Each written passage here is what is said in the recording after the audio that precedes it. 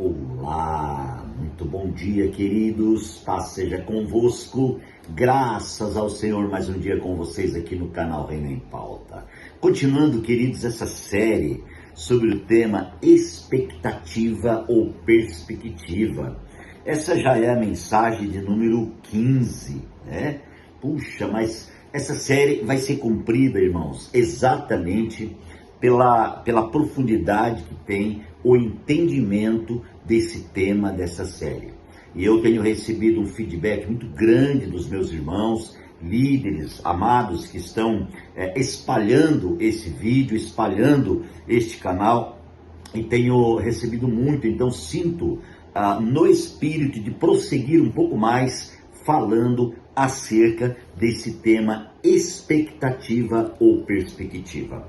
Com certeza nós não podemos esquecer nunca que sempre a expectativa nasce na nossa alma.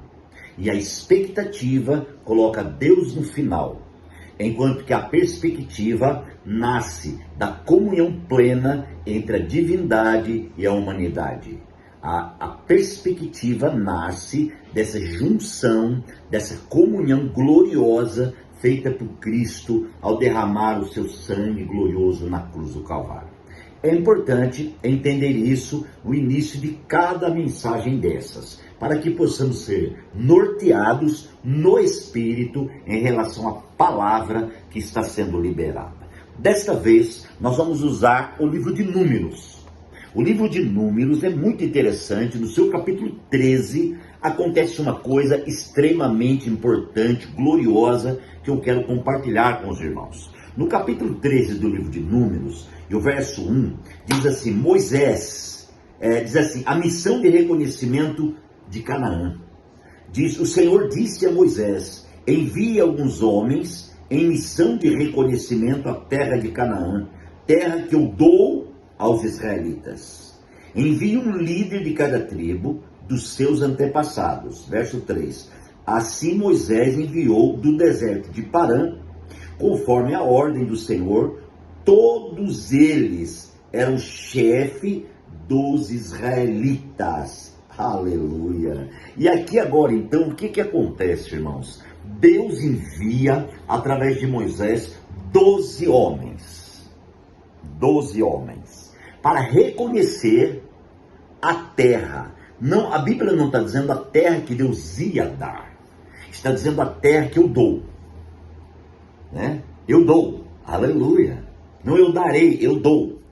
Então aqui inicia, amados irmãos, um ponto em cima da perspectiva. A perspectiva é a certeza de algo que está prometido e que nós já tomamos posse. A perspectiva, eu disse, que é a junção da divindade com a humanidade.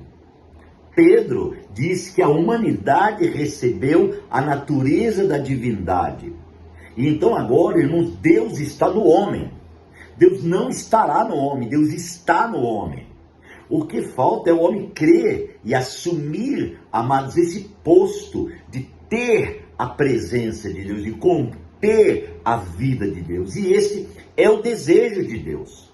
Quando Deus fez Adão, ele já provou isso, soprando sobre aquele boneco de barro a sua vida. Ali a Bíblia diz que Adão tornou-se um ser vivente. Ele tornou um ser vivente por quê? Por causa da vida de Deus, por causa do sopro de Deus, por causa da presença de Deus. Então agora volta comigo no texto e vamos ver aqui que Deus está enviando 12 homens para a terra de Canaã para reconhecer aquilo que Deus já tinha entregue aos filhos de Israel. Então você pode entender que todas as promessas e tudo aquilo que está escrito na Bíblia, nós precisamos tomar posse e viver ou vivenciar a realidade daquilo que está escrito. A Bíblia, o próprio João, Evangelho de João, capítulo 1 e 1, diz que o verbo, a palavra, o verbo estava com Deus, o verbo era Deus. E esse verbo que é Deus, ele está dentro de mim e de você agora. Então, existe sim uma linha, uma visão, um caminho do entendimento, da revelação da poderosa palavra. Então a promessa que Deus tem, aquilo que Deus prometeu a mim e a você, aquilo que Deus falou a meu respeito e ao seu, relacionado a tudo na nossa vida, eu não tenho que estar olhando com uma visão futurista, eu preciso estar olhando com uma visão presente. Eu não tenho que falar, eu vou para o céu está tão distante. Não, eu preciso ver isso agora. Eu preciso ver o meu relacionamento com Deus, o meu vivenciamento com Deus, a minha comunhão com Deus. Eu preciso ver e vivenciar isso agora. E viver isso, essa visão de uma perspectiva, de uma comunhão real de vida. Aleluia.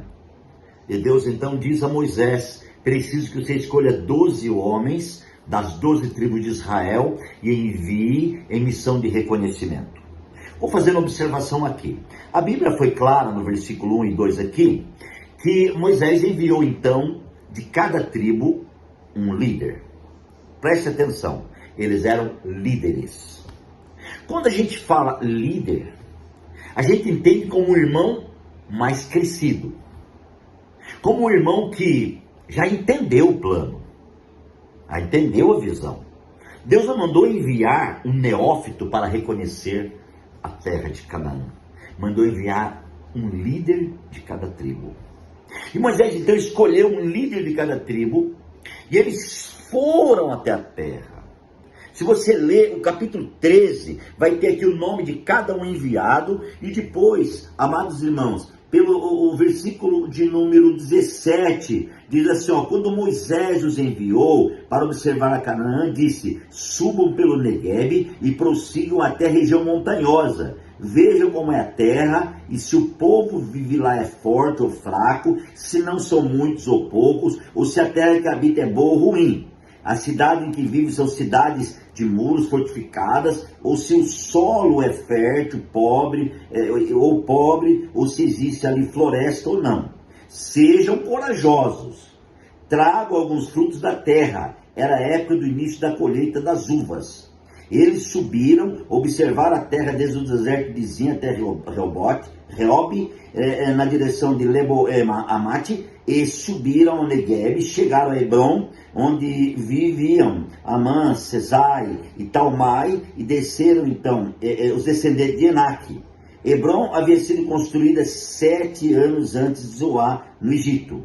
Quando chegaram ao vale de Escol, cortaram um ramo do qual pendia um único cacho de uvas.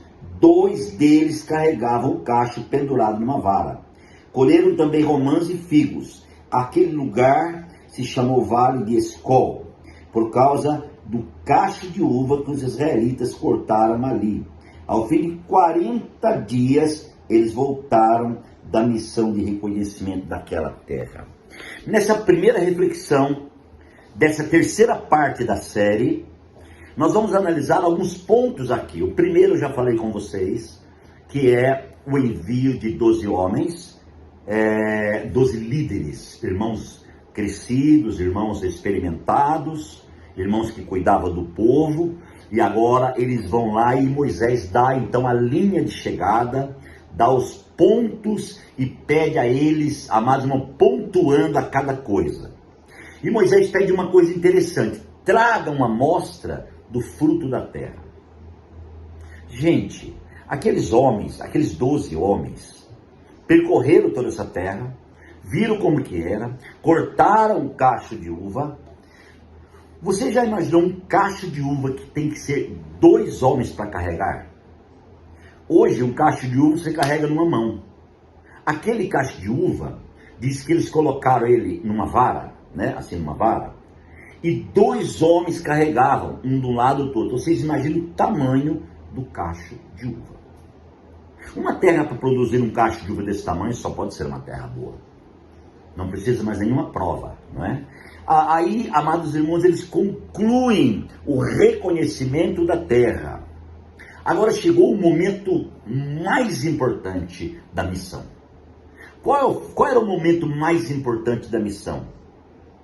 Era o relatório que eles iam dar. Vamos fazer um pensamento aqui, amados. Enquanto estavam os 12 caminhando e vendo a terra, verificando todas as coisas, era uma coisa, eram 12 homens. Agora eles tinham a responsabilidade de comunicar a uma multidão de gente o resultado. A grande questão é o resultado. Qual é o resultado que nós temos demonstrado à grande multidão? O resultado do vivenciamento na palavra, o resultado de uma vida de 10 anos de cristão, uma vida de 20 anos de cristão, qual tem sido o nosso relatório? Qual é o resultado dos teus 20 anos de ministério? Qual é o resultado dos teus 50 anos de ministério? Amados e queridos irmãos, é muito importante analisar isso. Eu estava no domingo em oração, na hora da reunião da igreja, e o Senhor falava comigo muito sobre essa palavra. E o Senhor me tocava para comunicar a vocês esta palavra do capítulo 13 de Números. Em primeiro lugar, foi cumprida uma ordem. Havia uma ordem divina. O número 12 significa ordem divina. Significa também ministério. Aleluia. Deus colocou um encargo na minha e na sua mão. Eu e você temos percorrido uma terra. E eu quero que você entenda agora, e você analise você e veja qual tem sido o seu relatório, do seu compartilhar, do seu falar, do seu viver dia a dia. É muito sério isso. Temos um grande encargo, uma grande missão. Eu tenho e vocês têm. Vamos orar e eu prossigo na próxima reflexão, iniciando então o relatório. Lembre-se que esta série tem um tema, expectativa ou perspectiva. Pai, muito obrigado por mais um dia. Muito obrigado por essa palavra. Muito obrigado por estar aqui com os meus irmãos. Que o Senhor nos abençoe grandemente, em nome de Jesus. Que Deus te abençoe, queridos, e até amanhã.